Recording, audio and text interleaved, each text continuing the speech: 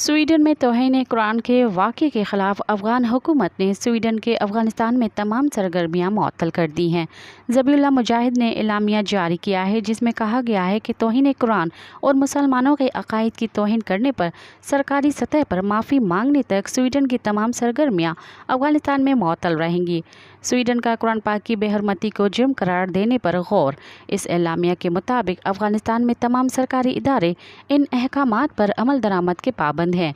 एलामिया में इस वाक़े पर दीगर ममालिक से भी मुतालबा किया गया है कि वो स्वीडन की इस मज़मूम हरकत के ख़िलाफ़ अपने ताल्लुकात पर असर नो गौर करें।